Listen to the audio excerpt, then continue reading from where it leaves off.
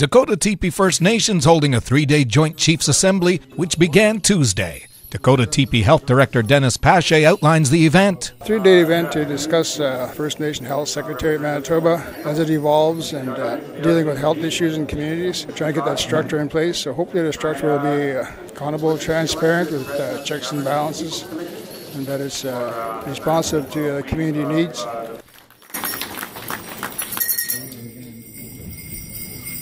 Pache notes a highlight of the first day included honoring Justice Murray Sinclair, Judge of the Court of Queen's Bench and former Chair of the Truth and Reconciliation Commission. Yes, Murray has done a lot of work for First Nations, first as a judge in Manitoba. The Aboriginal Justice Inquiry was part of that.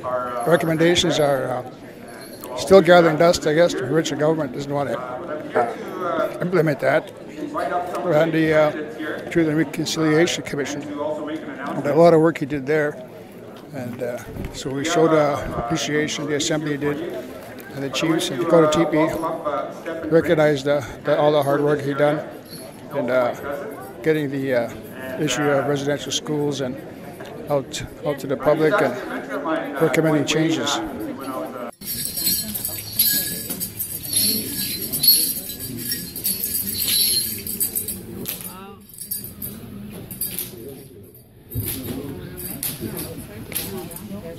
We can go on inside.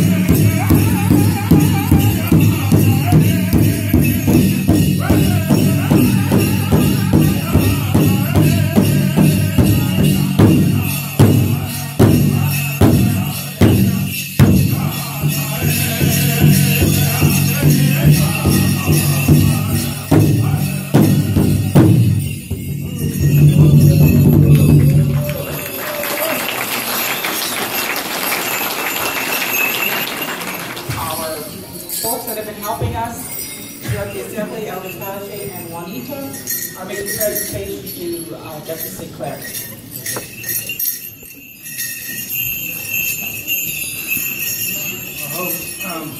On behalf of Dakota Tipi and Chief of Council, and for all the hard work you do, Murray, and all the things you put into where you have become now, it goes unnoticed. We watch you, and all people see you, and we have great respect for where you're at now and what you have done. And we pray and continue that you continue on helping our people in many different ways. Talk to us. So we're going to put a blanket on you as well.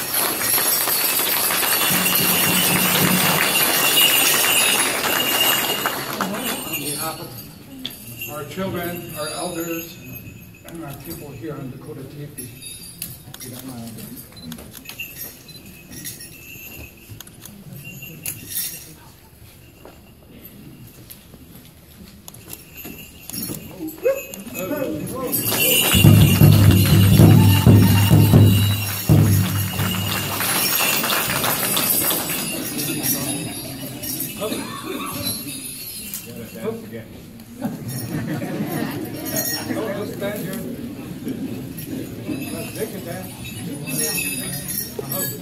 Elders, ladies and gentlemen, dancers, I'll give you a minute to catch your breath. I want to acknowledge the people of Dakota Tipi for welcoming us here and for hosting this event, and for all of you for the honor that you have bestowed upon me. I thank you very much. I am Mizinagizik, the one who speaks of pictures in the sky, they tell me. My grandfather was always encouraging me to come and hang out with him while he worked on his various projects as a carpenter. And he used to say that I used to lie on the ground and watch the clouds in the sky and tell him about all the forms the clouds would make. And so I guess that's how that reputation became started.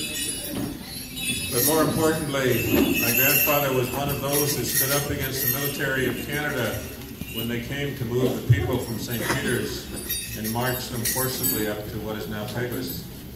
My grandmother, who was his wife, who raised me, she was the one who was taken to a residential school at a very young age and raised to be a nun.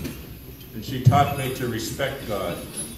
She taught me to respect the spirit that was within me and to believe in it. She wanted me to be a priest. I sort of declined on that. All of you Anishinaabe women misled me down the road.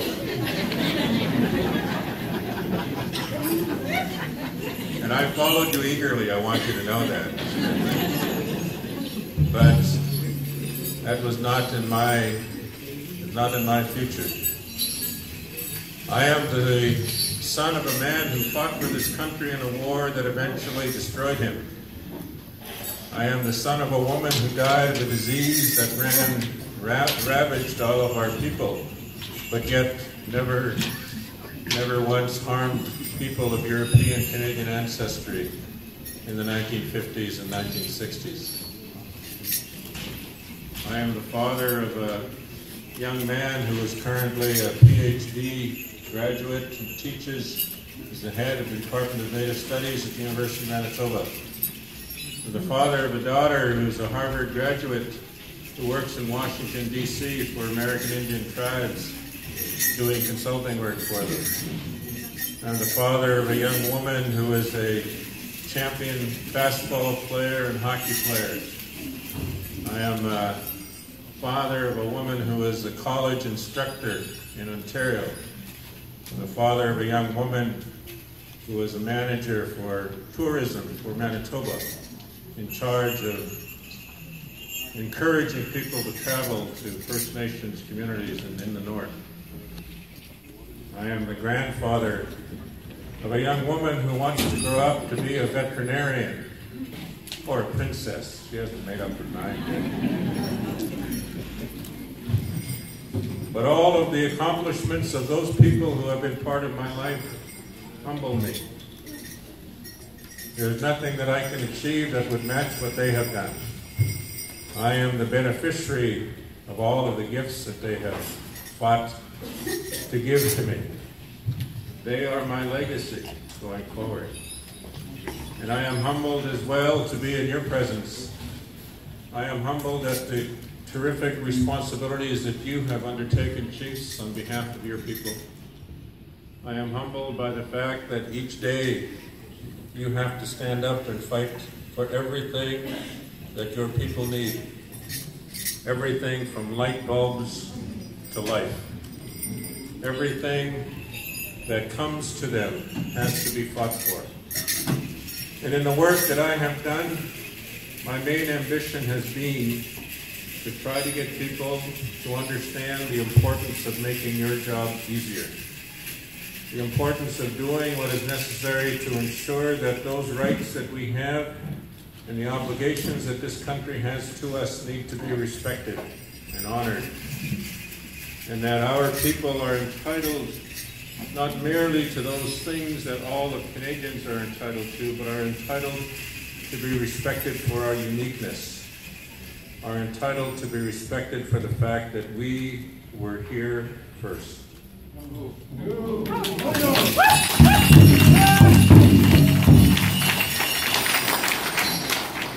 And while we are moving forward now into a new era, where I see so many of our young people standing up and demanding that their rights and their uniqueness be recognized and be respected, I know that things will never be the same.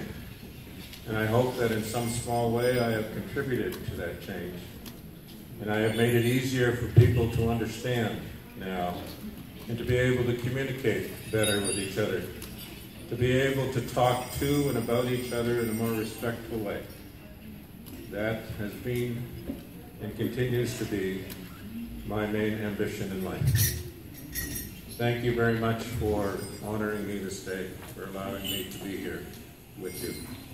And thank you, drummers and dancers, for what you have done for me as well. Amen.